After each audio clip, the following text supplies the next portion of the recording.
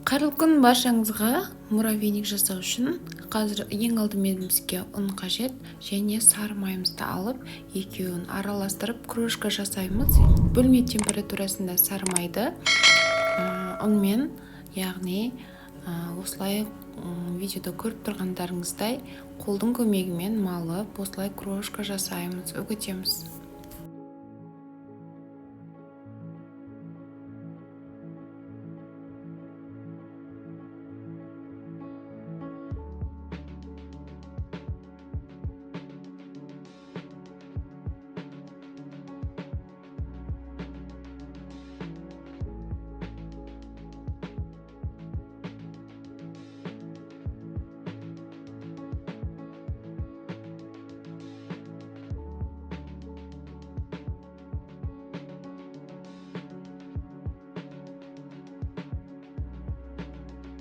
Енді кезекте қаймағымызға жұмыртқамызды салып, разрыхителімізді салып, винчиктің көмегімен жақсылап араластырамыз.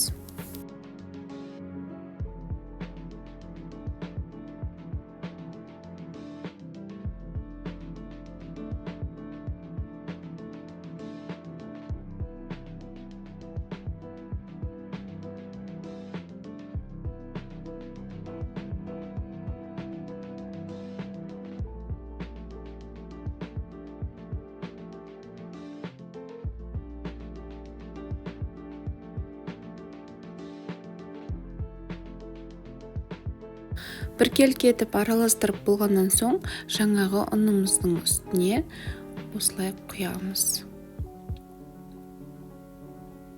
Ары қарай қолдың көмегімен қамыр илейміз.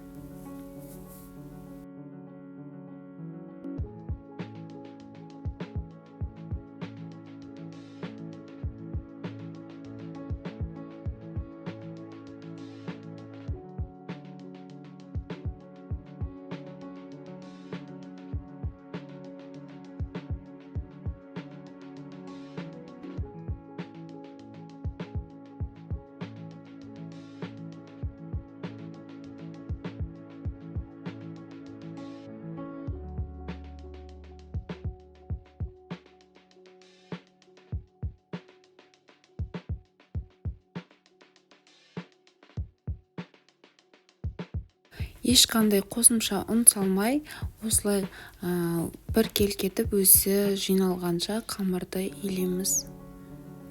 Қатты болып қалды немесе жұмсақ болып қалды деп қорықпаңыздар. Ішіндегі сары май еріп өзі қамыр жиналатын болады.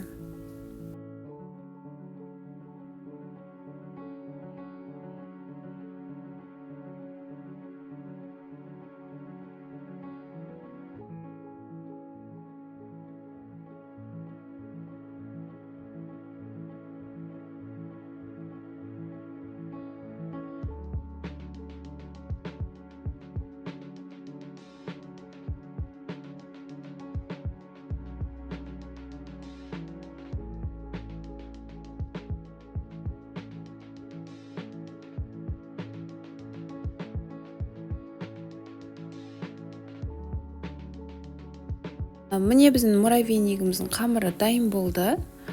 Енді ары қарай морозильникке салып, немесе тоңазытқышқа салып, бір 10 минут, 15-20 минут, болмаса жарты сағатқа қойып қойсаңыздар тіпті жақсы. Ары қарай 20 минут күтеміз. Осы ортада пешімізді қыздырып қоямыз, және жаңағы қамырымызды тоңазытқыштан шығарып, осылай теркамен кесіп шығамыз. Немесе ет тартқыштан өткізсеңіздер де болады. Мен осылай теркамен өткіздім. Өздеріңіз қалауларыңызша, осылай фольга болса фольга, немесе осындай қағаздың үстіне істесеңіз тіпті жақсы болады. Бәрін осылай теркамен өткізіп, екіге бөліп жасадым мен. Қазір бірін істеп жатырмын, екіншісін одан соң істейтін боламын. Осылай бәрін өткізіп шығамыз.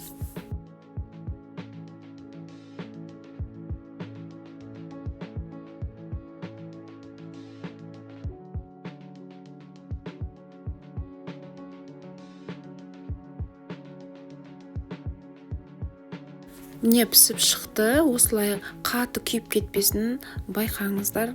Осылай үлкен ыдысқа салып аламыз.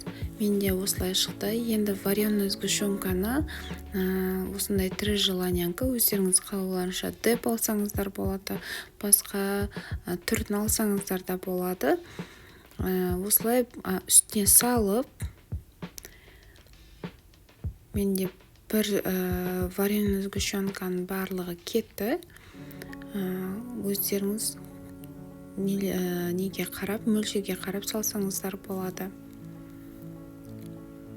Ары қарай қолдың көмегімен жақсылап араластырамыз.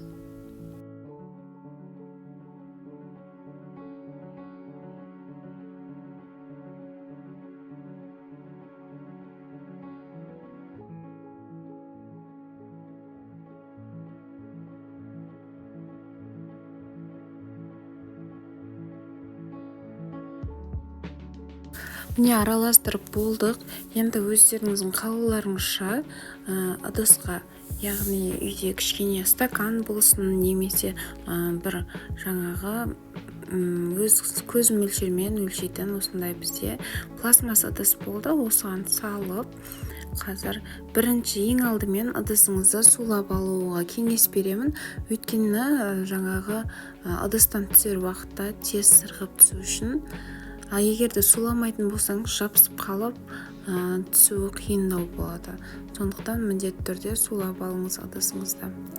Міне қараңыздар, осылай шықты.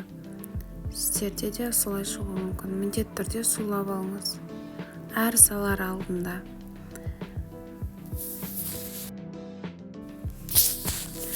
Осылай барлығын істеп болғаннан соң біздің муравейнигіміз дайын. Дастарханға тарта берсеңіз болады, шаймен ше берсеңіз болады дегендей. Немесе бетіне шоколадты ертіп, өзіңіздің қалауларыңызша жаңғақ себуге болады, шоколадпен безендіруге болады. Өздеріңіз қалауларыңызша қалараңыздаршы, қандай әдемі болып тұр. Қазір мына камераның артынан онша көрінбей тұрған сияқты, негізінде өте жұмсақ, сондай дәмді болған. Міндетті түрде жасауға кеңес беремін. Сіздермен болған мен Жанар. Ас болсын.